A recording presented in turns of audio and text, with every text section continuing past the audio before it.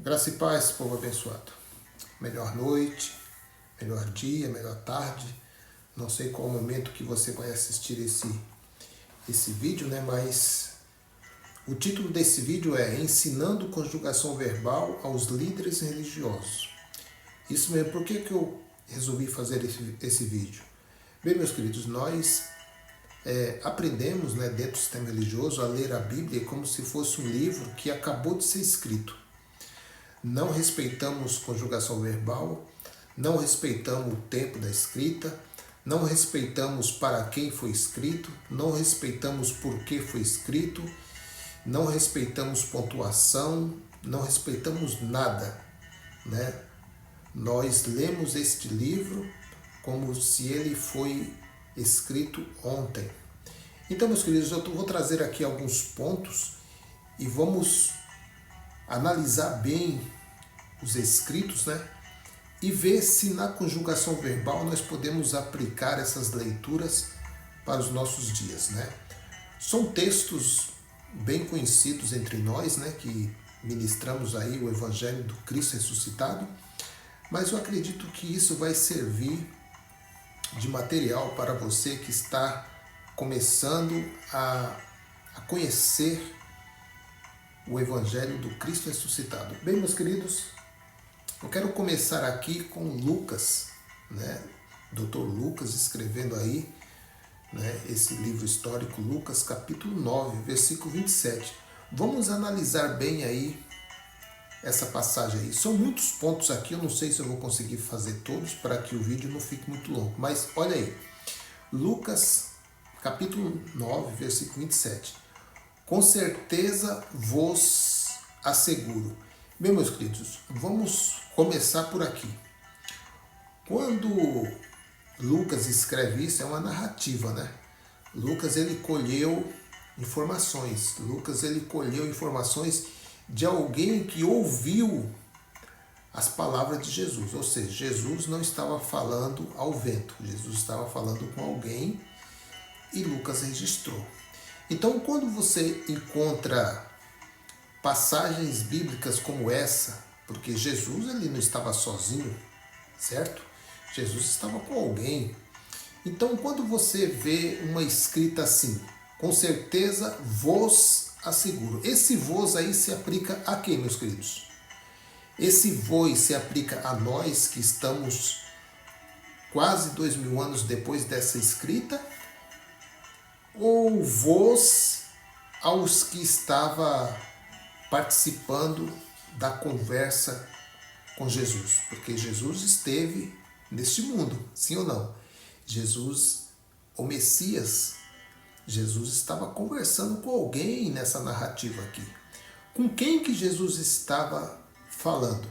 Com os brasileiros? Com os americanos? Com os japoneses? Jesus estava conversando com os judeus. E a maioria aqui eram os seus discípulos. Então, vamos ler. Com certeza vos asseguro que alguns que aqui se encontram. Aqui aonde, meus queridos? Vamos analisar o texto. Seria nós? Era nós que estávamos ouvindo essa fala de Jesus? Alguns que se encontravam com Jesus? Quem estava naquele momento? Quem estava com Jesus naquele momento? Então nós temos que ler a Bíblia assim. Temos que respeitar. Com certeza vos asseguro que alguns que aqui se encontram, de modo algum. Ou seja, Jesus está conversando com pessoas de carne e osso, certo?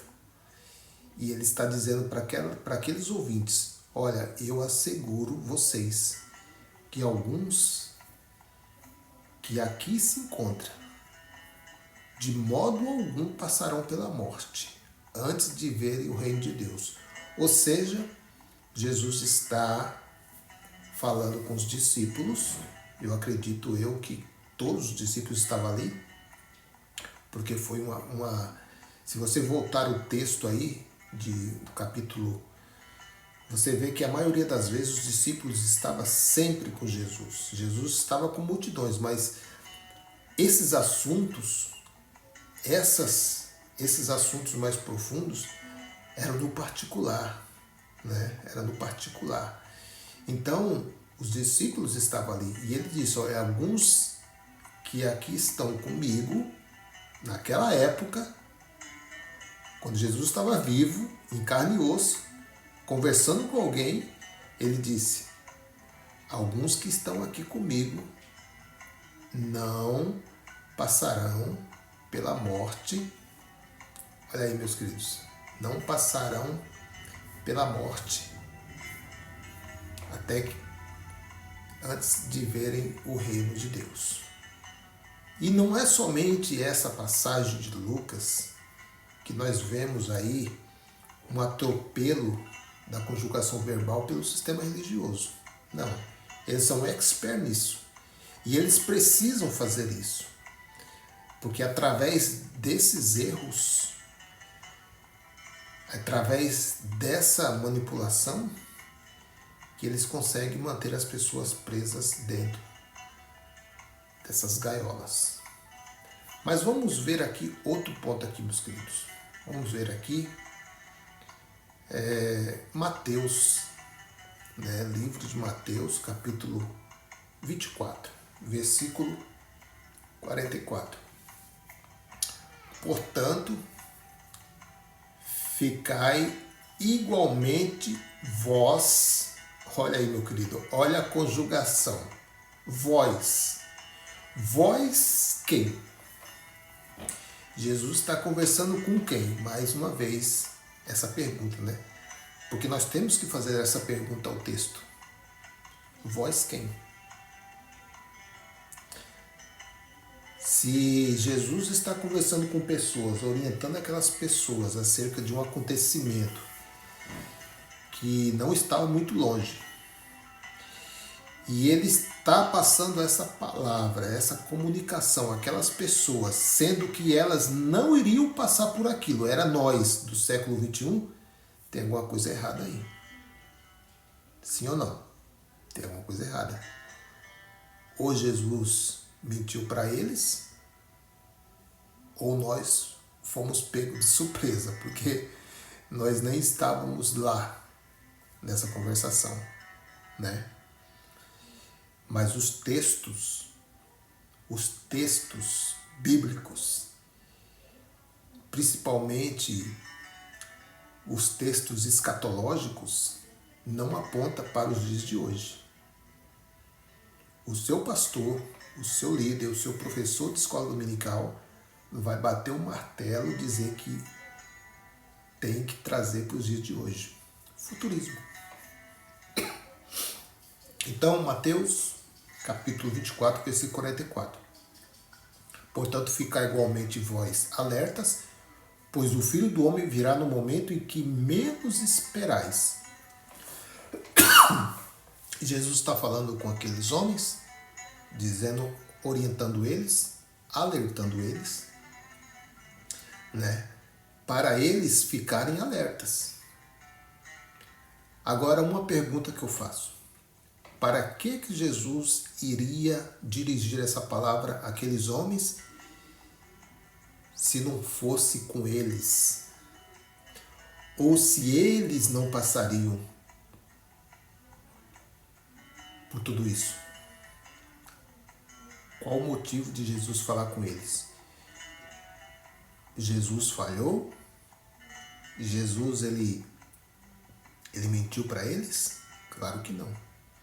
Mas o sistema religioso nos leva a pensar, né, que Jesus não estava conversando com ninguém na escrita aqui. Que Jesus estava conversando com Deus, talvez só ele e Deus, falando assim, olha, vamos deixar isso aqui escrito, porque alguém vai ler no futuro. Não. Jesus estava passando orientação para os discípulos e alguns dos povos que sempre acompanhavam Jesus nas suas ministrações. Vamos ver outro ponto aqui. Mateus, capítulo 10, versículo 23. Olha só. Geograficamente, vamos analisar com quem que Jesus estava conversando. Mateus 10, 23. Quando, porém, vos perseguirem num lugar, vírgula, fugi para outro. Olha aí, ó. Fugir para outro. Pois com toda a certeza vos asseguro que não tereis passado por todas as cidades. Da onde? As cidades de Israel. Como pode se aplicar isso a nós, que nós não nascemos em Israel? Eu não sou de Israel. Eu acredito que muitos aí também não são de Israel. Antes que venha o Filho do Homem. Então são pontos como esse que você deve analisar, observar, ver as colocações geograficamente também e ver aqui as palavras do mestre. Olha o local. Geograficamente falando, está falando com quem? No Brasil tem alguma cidade de Israel? Então, não está falando conosco. Vamos a outro ponto. Nós estamos aí 11 minutos, 56. Vamos fechar com 20. Vamos ver até quantos pontos nós podemos analisar aí dentro de 20 minutos. Tem mais 8 minutos aí, vamos lá. Tiago, olha aí. Vamos prestar atenção nessa leitura aqui. Tiago, capítulo 5, versículo 7. Portanto, meus irmãos, olha aí. Tiago, ele está pregando para alguém. Sim ou não? Claro que sim. Tiago está pregando para alguém. Tiago, ele está anunciando algo para alguém. Alguém está ouvindo isso. E não é nós. Portanto, meus irmãos judeus, né? Sede pacientes até a vinda do Senhor. Porque só vai durar 2000 anos. Segundo os futuristas, os ouvintes de Tiago estão vivos até hoje. E pacientes, né? Vamos fazer uma leitura no modo futurista. Portanto, meus irmãos, sede pacientes até o ano 2022. Observai como o lavrador guarda o precioso fruto da terra, esperando com paciência até que receba as primeiras chuvas de outono e as que se encerram a primavera. Lá em cima, portanto, meus irmãos, olha lá, portanto, meus irmãos, sede pacientes até a vinda do Senhor. Ou seja, Tiago, pregando para alguém, está dizendo, sede paciente até a vinda de Jesus. Bom, se eles não estariam vivos, para que Tiago iria pregar para eles? Ele recebeu orientação de quem? Do próprio Messias. Para que o Messias iria orientar Tiago a pregar uma coisa que não iria acontecer naqueles dias? Aí é complicado, né, meus queridos? Vamos a outro ponto. Vamos ver aqui. Tiago, capítulo 5, versículo 8. Sede vós quem? Essa é a pergunta. Vós quem? Vós que morais nos Estados Unidos, como eu, que moro nos Estados Unidos, ou você, talvez mora aí no Ceará, na Bahia, São Paulo, Sailândia, sede vós igualmente perseverantes, fortalecei o vosso coração, porquanto a vinda do Senhor está próxima. Só vai durar 2000 anos. Que pregação, hein? Essa de Tiago.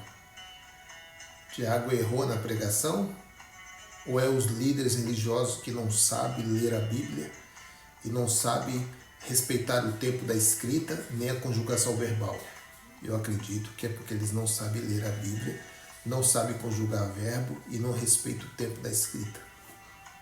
Está explicado. Vamos a outro ponto.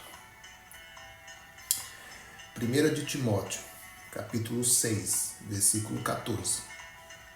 Guarda este mandamento imaculado. Tiago, Paulo escrevendo aqui uma carta ao irmão Tiago. Vamos entrar na fala de Paulo. Né? Vamos dar um exemplo aqui que eu seja Paulo falando. Timóteo, guarda este mandamento, Timóteo, imaculado e irrepreensível, até a manifestação de nosso Senhor Jesus Cristo. Olha aí, Paulo orientando Timóteo para ele guardar o mandamento imaculado e irrepreensível até a manifestação do nosso Senhor Jesus, ou seja, a vinda dele.